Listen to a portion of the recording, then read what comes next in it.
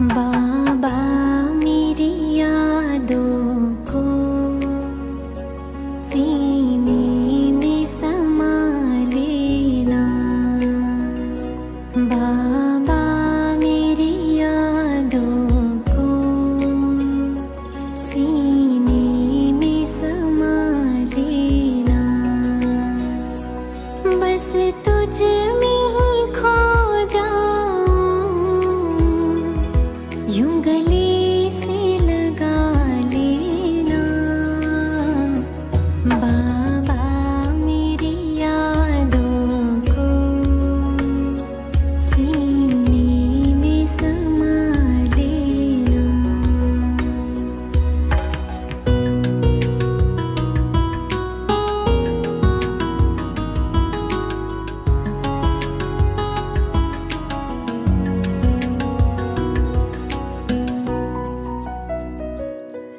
संसार से क्या हासिल, एक बाबा अपना है। संसार से क्या हासिल, एक बाबा अपना है। तेरा बन के ही रहना मेरे दिल का ये सपना है।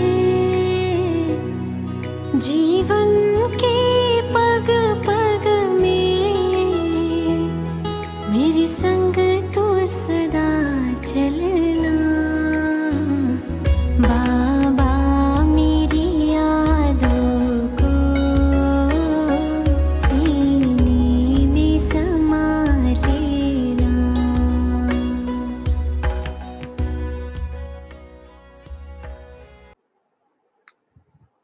ओम शांति। आज 3 जुलाई 2021। बाबा के महावाक्य हैं, मीठे बच्चे अब तुम्हें नई दुनिया में चलना है। यह दुख के दिन पूरे हो रहे हैं, इसलिए पुरानी बीती हुई बातों को भूल जाओ। प्रश्न, तुम कर्म योगी बच्चों को कौन सा अभ्यास निरंतर करना चाहिए? उत्तर, अभी अभी शरीर निर्वाह अर्थ देह में आए और अभी अभी देही अभिमानी। देह के स्मृति बिगर कर्म तो हो नहीं सकता, इसलिए अभ्यास करना है कि कर्म किया, देह अभिमानी बने, फिर देही अभिमानी बन जाओ। ऐसा अभ्यास तुम बच्चों के सिवाय दुनिया में कोई कर नहीं सकता। अभी देह अभिमानी और अभी अभी देही अभिमानी, ये अभ्यास तो बाबा ही हम बच्चों से करवाते हैं। गीत जाग सजनिया जाग। ओम शांति। रूहानी बाप कहते हैं, मीठे मीठे रूहों ने अथवा बच्चों ने यह गीत सुना। इसको कहा जाता है ज्ञान का गीत। यह गीत तो बहुत अच्छा है। तुम आत्माएं अब जाग गई हो, है ना। बाबा जगा रहे हैं, बाबा साजन, हम आत्माएं सजनी। बाबा जगा रहे हैं कि जाग सजनिया जाग, नवयुग आया आज। तो बाबा कहते तुम आत्माएं अब जाग गई हो। ड्रामा के राज को भी अभी तुम जान गए हो। भक्ति मार्ग का तो कौतुक देख लिया है ना। जो कुछ बीता वह तुम्हारी बुद्धि में है। तुम अपने बीते हुए 84 जन्मों की हिस्ट्री को जानते हो। बाप ने 84 जन्मों की कहानी सुनाई है। यह है दुनिया के लिए नई बातें। बाप द्वारा तुम नई बातें सुनते हो। बाप बच्चों को धीरज देते हैं। बच्चे, अब नई दुनिया में चलना है तो पुरानी बातों को भूल जाओ। यह वेद शास्त्र जो भी भक्ति मार्ग की सामग्री है, यह सब खत्म होनी है। वहां भक्ति मार्ग का चिन्ह भी नहीं रहता, वहां तो भक्ति का फल मिल जाता है। भक्तों को बाप आकर फल देते हैं। बच्चों ने जाना बाप कैसे आकर भक्ति का फल देते हैं। जिसने सबसे जास्ती भक्ति की है उनको जरूर जास्ती फल मिलेगा। ज्ञान का पुरुषार्थ भी वह जास्ती करेगा। तुम जानते हो हम आत्माओं ने जास्ती भक्ति की है, जरूर ज्ञान में भी वह तीखे जाएंगे, तब इन लक्ष्मी नारायण जैसा ऊंच पद पाएंगे। अब ज्ञान और योग के लिए तुम्हारा पुरुषार्थ है। देही अभिमानी हो रहना है, फिर देदारी भी होना है। कर्म करते हुए बाप को याद करना है। देह बिगर तो हम कर्म कर न सके, यह तो ठीक है, बाबा को याद करना है, परंतु अपने को आत्मा समझे। देह को भुला देने से काम नहीं होगा, कर्म तो करना ही है। बाप के याद में बहुत मजा है। उठते बैठते चलते फिरते बाप को याद करो, परंतु फिर भी पेट को भोजन तो चाहिए। ऐसे नहीं भी याद में बैठ गए, कमाई भी करनी पड़े, भोजन बनाना भी पड़े। देही अभिमानी हो रहना है। देही अभिमानी इस समय तुम बच्चों के सिवाय कोई भी नहीं। भल अपने को आत्मा भी समझे, परंतु परमात्मा का परिचय नहीं। भल समझे हम आत्मा अविनाशी हैं, यह शरीर विनाशी है, परंतु यह समझने से विकर्म विनाश नहीं होंगे। कहते भी हैं पुण्य आत्मा पतित आत्मा। मैं आत्मा हूं, मेरा यह शरीर है, यह तो कॉमन बात है। मूल बात बाप समझाते हैं कि मुझे याद करो। शरीर निर्वाह अर्थ देह अभिमान में तो आना है, देह को खिलाना भी है। देह बिगर तो कुछ कर नहीं सकते। हर जन्म में अपना शरीर निर्वाह करते आते हो। बाबा कहते शरीर निर्वाह के लिए कर्म करना कोई नई बात नहीं है, हर जन्म में करते आए। इस जन्म में नई बात क्या है? कर्म करते हुए भी अपने माशूक को याद रखना है, बाबा को याद करना है। उस माशूक का किसी को पूरा पता नहीं है। उस माशूक अथवा बाप से हमको वर्षा मिलना है और उनकी याद से विकर्म विनाश होंगे, यह कोई नहीं समझते हैं। तुम बच्चे नई बातें सुनते हो, तुम जानते हो घर जाने का हमको रास्ता मिला है। अपने घर जाकर फिर राजधानी में आएंगे।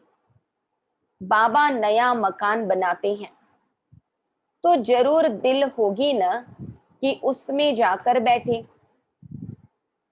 अब तुमको रास्ता मिला है जिसको और कोई नहीं जानते।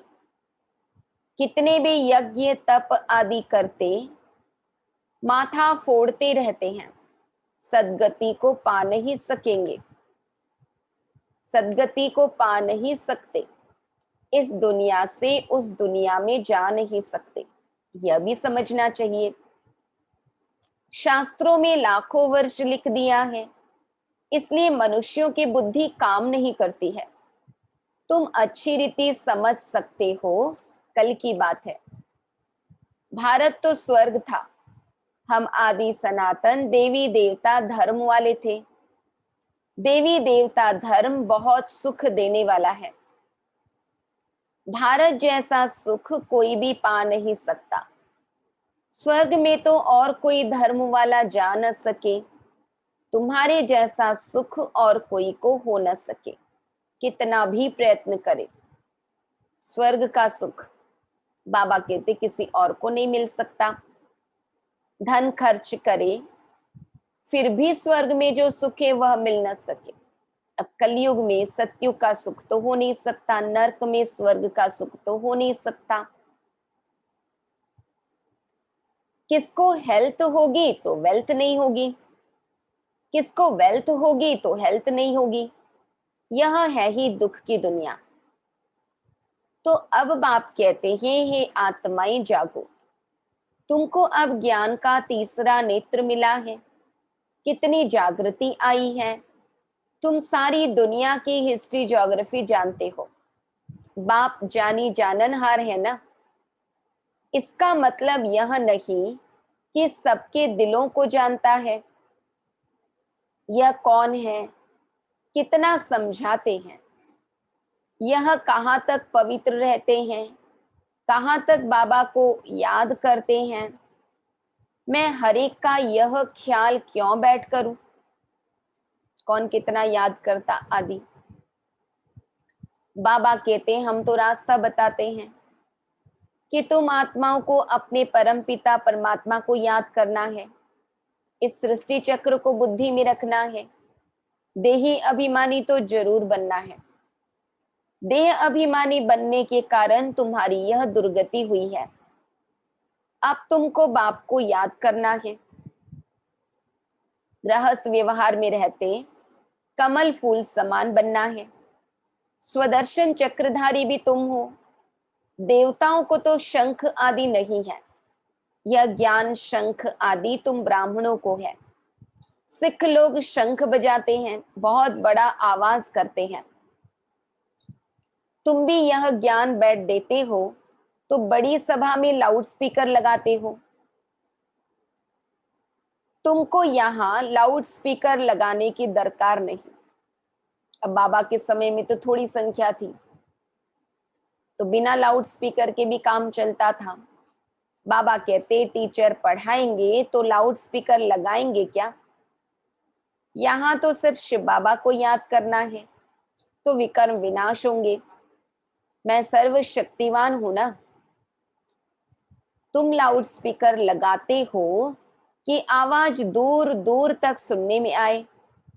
यह भी आगे चल काम में आएगा। अभी तो लाखों की संख्या है, बाबा मिलन के लिए भी हजारों में जाते हैं, तो लाउड स्पीकर तो कंपलसरी चाहिए होता है। तो बाबा ने उस समय कह दिया था, वह भी आगे चल काम में आएगा लाउड स्पीकर। तुमको सुनाना यह है कि मौत सामने है। अभी सबको वापिस जाना है। महाभारत लड़ाई भी सामने खड़ी है। गीता में भी लिखा हुआ है कि महाभारत लड़ाई लगी, विनाश हुआ। अच्छा, फिर क्या हुआ? पांडव भी गल मरे। बाप समझाते हैं, पहले अगर विनाश हो जाए फिर तो भारत खंड भी खाली हो जाए। भारत तो अविनाशी खंड है, खाली तो होता नहीं। तुम जानते हो प्रलय तो होती नहीं। बाबा अविनाशी है तो उनका बर्थ प्लेस भी अविनाशी है। बच्चों को खुशी रहनी चाहिए। बाबा सर्व का सद्गति दाता, सुख शांति करता है। जो भी आते हैं कहते हैं शांति चाहिए। आत्मा को इतनी शांति क्यों याद आती है? शांति धाम आत्माओं का घर है ना। घर किसको याद नहीं रहेगा?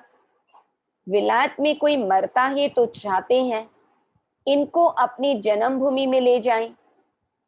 यह अगर सबको पता होता कि भारत सर्व के सद्गति दाता, दुख से मुक्ति दिलाने वाले शिव बाबा का बर्थ प्लेस है, तो उनका बहुत मान होता। एक ही शिव के ऊपर आकर फूल चढ़ाए। अब तो कितनों के ऊपर फूल चढ़ाते रहते हैं, क्योंकि सद्गति दाता एक कौन है पता ही नहीं है। बाबा कहते जो सबको सुख शांति देने वाला है, उनका नाम निशान ही गुम कर दिया है।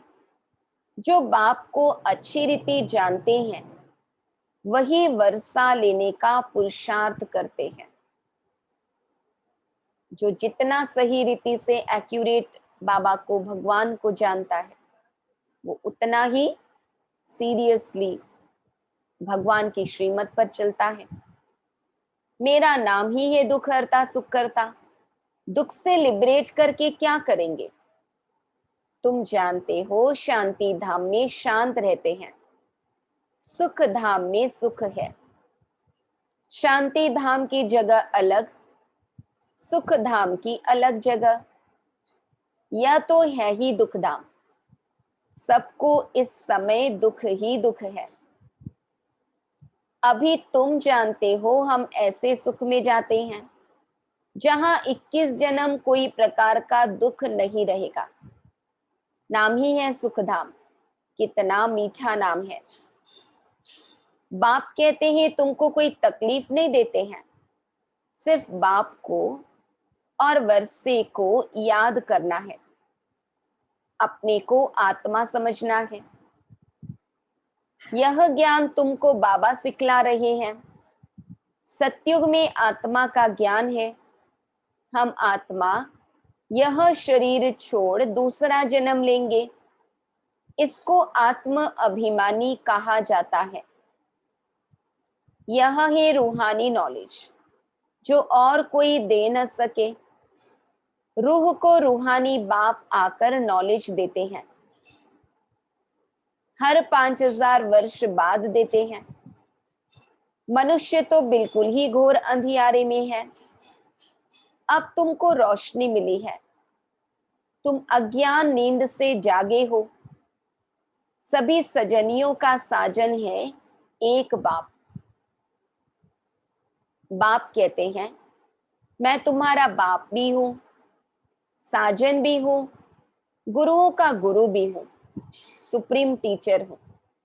सारे संबंध एक बाबा से हम जोड़ सकते और जोड़ना ही चाहिए। सर्व गुरुओं का सद्गति दाता एक ही सतगुरु है। कहते हैं बच्चे मैं सर्व की सद्गति करता हूं।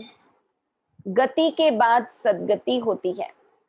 बाप ने समझाया है हर एक की आत्मा को वापिस जाना है। आत्मा ही सतो प्रधान सतो रजो तमो बनती है। कोई कोई का बहुत थोड़ा पाठ है, आए और गए। जैसे मच्छरों मुआफिक जन्मे और मरे, ऐसे तो बाप से वर्षा नहीं लेते हैं। बाप से वर्षा लिया जाता है पवित्रता सुख शांति का। बाप तुम आत्माओं को समझाते हैं। बाप तो है निराकार, वह भी इस मुख से आकर समझाते हैं। शिव बाबा के मंदिर भी बहुत ऊंच ऊंच बनाते हैं। कितना दूर दूर जाते हैं तीर्थों पर, मेले पर। ऊपर में कोई ज्ञान अमृत पीने का रखा है क्या? कितना खर्चा करते हैं। गवर्नमेंट को भी उन्हों के लिए कितने प्रबंध आदि रखने पड़ते हैं। तकलीफ होती है। यहाँ तीर्थों पर छोटे बच्चों को कैसे ले जाएंगे? बच्चों आदि को कोई ना कोई को संभालने लिए दे जाते हैं, साथ में नहीं ले जाते हैं। 2-3 मास यात्रा करते हैं। यहाँ तुम आते हो, तुमको बैठकर सुनना है, पढ़ना है। छोटे बच्चे तो नहीं सुनेंगे।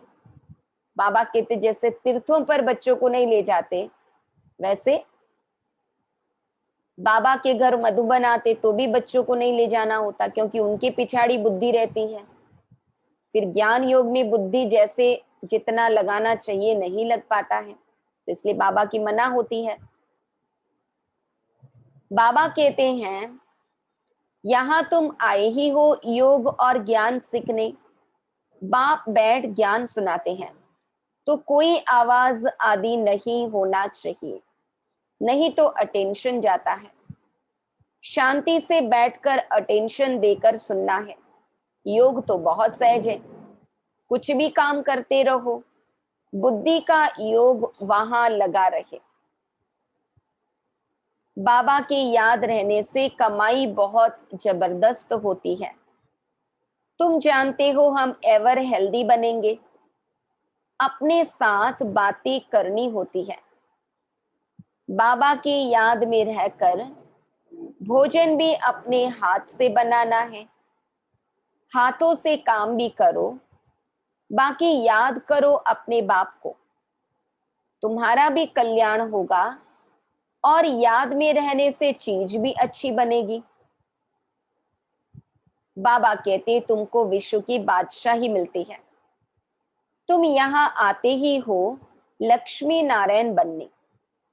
सब कहते हैं हम सूर्यवंशी बनेंगे,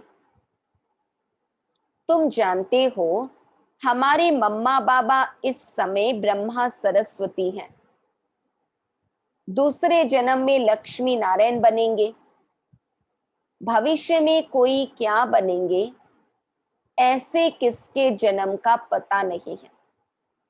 एक बाबा मम्मा का बाबा ने कहा हुआ है, नेहरू क्या जाकर बना क्या पता, अच्छा कुछ दान किया होगा तो यहाँ अच्छे कुल में जन्म लेंगे। अभी तुमको पूरा पता पड़ता है, अभी इनका नाम है आदिदेव ब्रह्मा आदि देवी सरस्वती, वही फिर स्वर्ग के मालिक बनेंगे। अच्छा इनके बच्चे भी साथ हैं, वह भी कहेंगे हम स्वर्ग के मालिक बनेंगे, यह तो पक्का है। सूक्ष्म वतन में भी तुम देखते हो देवियों के मंदिर में भी बहुत मेले लगते हैं। अभी जगदम्बा तो है एक, उनके फीचर्स भी एक ही होने चाहिए। मम्मा को भी तुम देखते हो, तुम बच्चों के फीचर्स हैं, फिर नाम रख दिए हैं कन्याकुमारी अधर कुमारी। तुम जानते हो यह हम ही बनते हैं, ये सारे नाम बाबा के बच्चों पर ही है। बाबा ही अधर कुमारी और कुमारी ऐसा कहकर संबोधन करते हैं। हम सब हैं ब्रह्मा कुमार कुमारी, युगल भी कहते हैं हम ब्रह्मा कुमार कुमारी हैं, एक बाप के बच्चे हैं, तुम्हारा ही यादगार है। बरोबर तुम बैठ यह नॉलेज देते हो अर्थ सहित, यह दिलवाड़ा मंदिर है, परंतु यह तुम ही समझा सकते हो। तुम जानते हो हम स्थापना कर रहे हैं, राजयोग से श्रीमत पर भारत को स्वर्ग बना रहे हैं। अच्छा मीठे मीठे सिक्की लधे बच्चों प्रति माता पिता बाप दादा का याद प्यार और गुड मॉर्निंग। रूहानी बाप की रूहानी बच्चों को नमस्ते। हम रूहानी बच्चों की रूहानी बाप दादा को याद प्यार गुड मॉर्निंग और नमस्ते।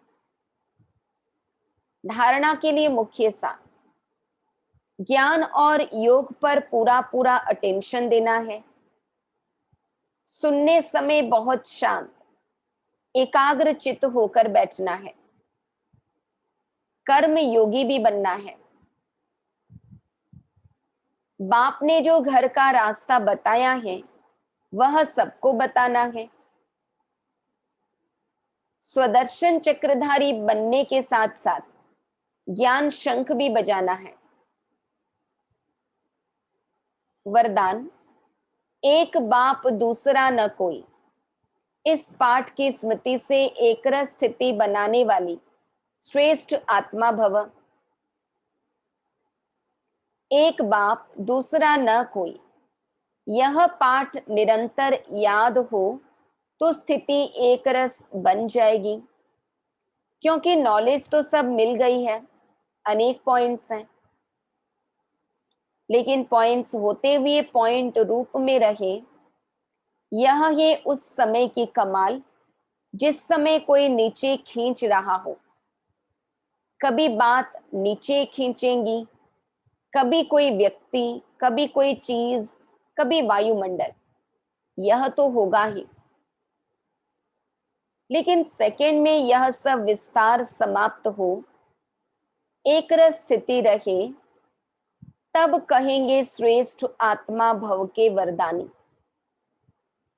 एक बाप दूसरा न कोई, इस पाठ की स्मृति से एकरस स्थिति बनाने वाली श्रेष्ठ आत्मा भव।